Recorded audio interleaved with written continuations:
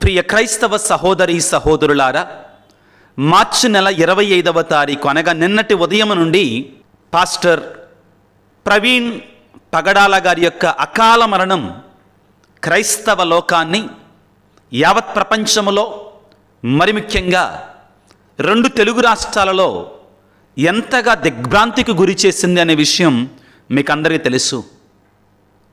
ఈ సందర్భంగా మేము కూడా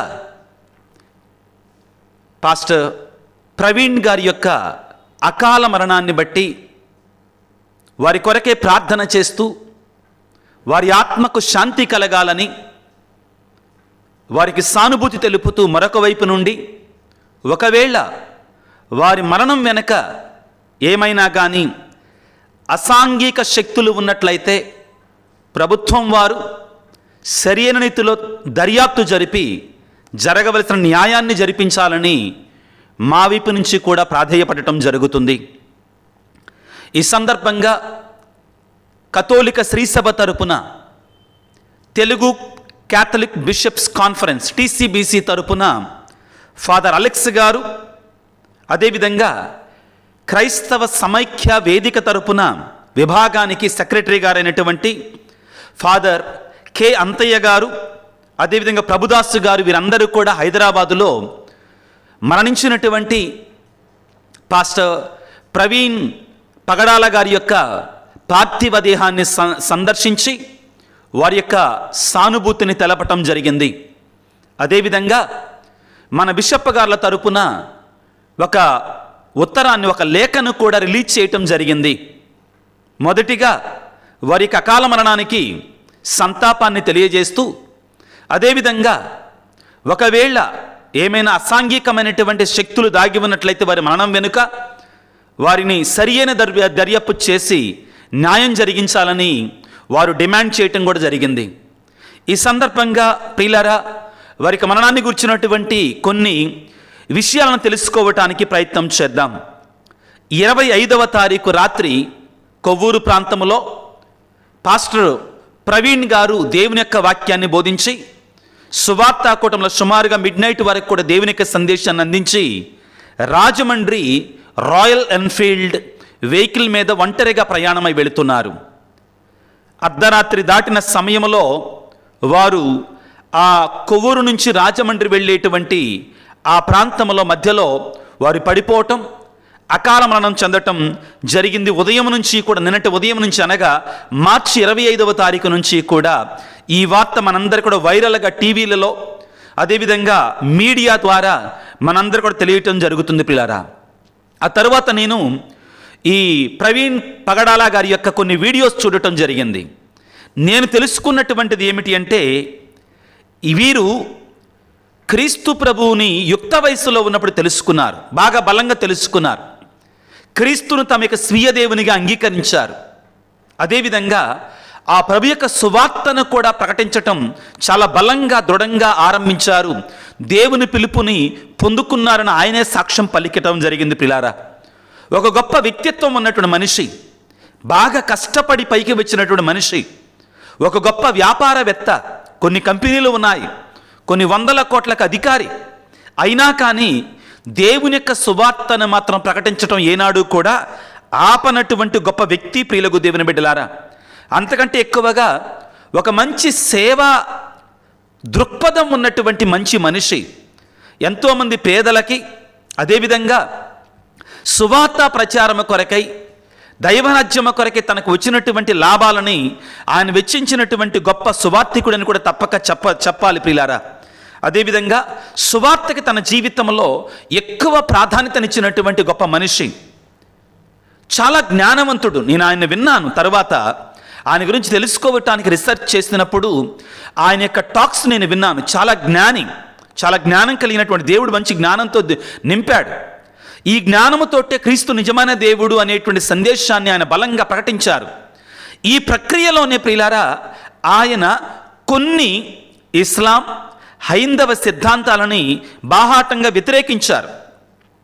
ఏవైతే అంగీకారము కాదో వాటిని కుండబద్దలు కొట్టినట్లుగా విభేదించారు. అలాగని పోట్లాటకేం వెళ్ళలేదు, కానీ విభేదించారు. వారు కొన్ని డిబేట్స్లో పాల్గొన్నప్పుడు ఆయన విభేదించారు. ఒకవేళ బహుశా వారు ఒకవేళ హత్యకే గురి అయినట్లయితే, ఇంకా ప్రభుత్వం వారు దాన్ని చూస్తున్నారు, ఆ విషయాలన్నింటినీ చూస్తున్నారు. ఒకవేళ వారు హత్యకే గురి అయినట్లయితే ఒకవేళ ఇదే కారణము కావచ్చేమో అని చాలామంది అంటున్నారు. ఆయన ఒక 4-5 రోజుల క్రితం ఆయన యొక్క వాట్సాప్ అఫీషియల్ దాంట్లో వెబ్సైట్లో, ఆ వాట్సాప్ గ్రూప్లో ఆయన పెట్టారట, ఏమిటి, నన్ను చంపవద్దు, నాకు ఏ హాని చేయవద్దు అని ఆయన స్వయంగా అడగడాన్ని, ఆయన ఒక మెసేజ్ని ట్వీట్ చేయటాన్ని కూడా ఉటంకిస్తున్నారు. ప్రియులకు దేవుని బిడ్డలారా, ఆయన మరణించినటువంటి ఆ స్థలము నుండి ఈ యొక్క టీవీ వాళ్ళు, వార్తాపత్రికల వాళ్ళు అందిస్తున్న సమాచారం ప్రకారం కొన్ని సందేహాలు రేకెత్తించబడుతున్నాయి. ఏమిటి అంటే, ఆయన క్రింద పడిపోయి ఉన్నారు, ఆయన పైన రాయల్ ఎన్ఫీల్డ్ అనేటువంటిది అలా పడిపోయి ఉంది, ఏం దెబ్బలు తలగలేదు ఆయనకి. అక్కడ వాదించే వాదన ఏంటంటే, ఒకవేళ ఆయన రాయల్ ఎన్ఫీల్డ్ నుంచి పడ్డాడంటే అది చాలా బరువైన వస్తువు కదా, పెద్ద వెహికల్ కదా, అది ఏ విధంగా పడుకోబెట్టినట్లుగా ఆయన మీద ఉంటుంది, అది సాధ్యమేనా? మొదటిగా తలెత్తేట ప్రశ్న. రెండవది, అక్కడ 2 చెక్కలు కనబడుతున్నాయి, ఆ చెక్కలకి రక్తం ఉంది. ఆ చెక్కలకి రక్తం ఎక్కడి నుంచి వచ్చింది? అసలు ఆ చెక్కలు ఎందుకు వచ్చాయి అక్కడికి? ఎవరైనా కానీ ఆ చెక్కలతో ఆయన కొట్టి చంపారా? అనుమానం మాత్రమే, నిర్ధారణ కాదండి. ఆ తర్వాత అంత పెద్ద వెహికల్ యాక్సిడెంట్ అయితే గాను, ఆయన కింద పడితే కానీ ఆ హెవీగా ఉన్నట్టు రాయల్ ఎన్ఫీల్డ్ వెహికల్కి ఒక చిన్న దెబ్బ కూడా తగలేదంటండి. అదేవిధంగా శరీరములో ఇతర భాగాలకి ఏ దెబ్బలు తగల్లా. సహజంగా యాక్సిడెంట్ అయితే ఏమవుతుందండి, బట్టలు చిరిగిపోవటము, రాసుకుపోవటము, లేకపోతే దూసుకొని పోవటము, అలా జరుగుతుంది కదా. శరీరంలో అటువంటి దెబ్బలు ఎక్కడా కూడా కనబడలేదంటండి. అదేవిధంగా తలకు ఒక క్వాలిటీ హెల్మెట్ ఉన్నా కానీ, ఆ తలలో నుంచి హెల్మెట్ అలాగా ఉన్నా కానీ రక్తం కారిందట. ఇవన్నీ కూడా అనుమానాలకి తావెత్తేటువంటి ప్రశ్నలు ప్రియులారా, అనుమానాలు రేకెత్తించేటి ప్రశ్నలు.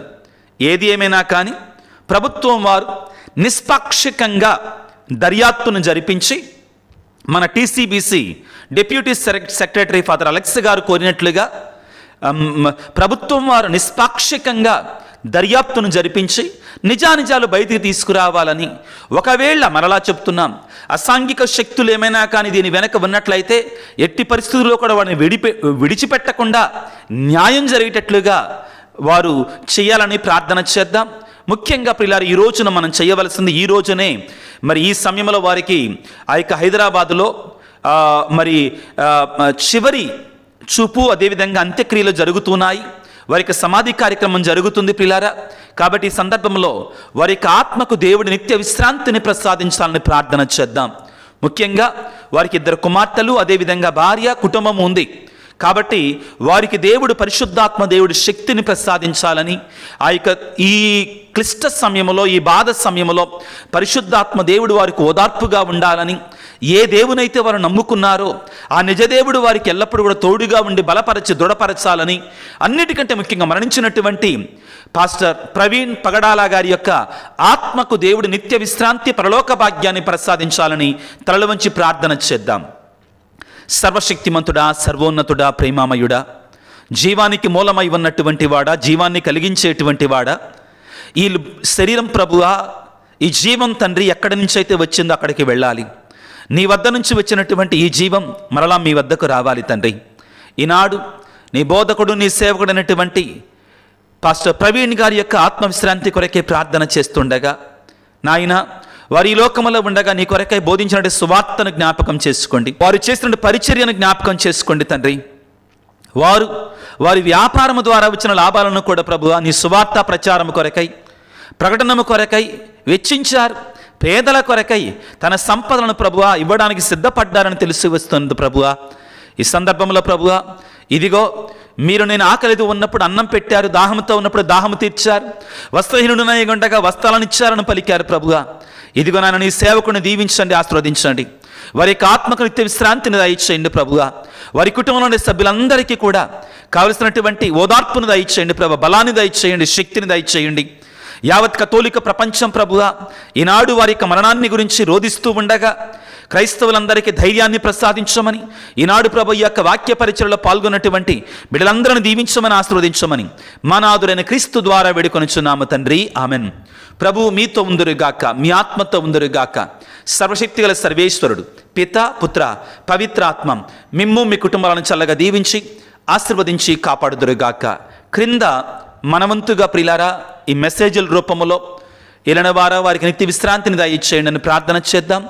ఆర్ఐపీ మెసేజ్లు ఈ వీడియో కింద ఉంచడానికి ప్రయత్నం చేయండి. ప్రతి ఒక్కరూ కూడా వారి ఆత్మకు శాంతి కలగాలని ప్రార్థనలు, మెసేజ్లు కూడా ఉంచడానికి ప్రయత్నం చేయండి. God bless you. ప్రవీణ్ గారి యొక్క ఆత్మకు నిత్య విశ్రాంతి కలగాలని ప్రార్థన చేస్తూ ఉండవలసిందిగా మనవి చేస్తున్నాను.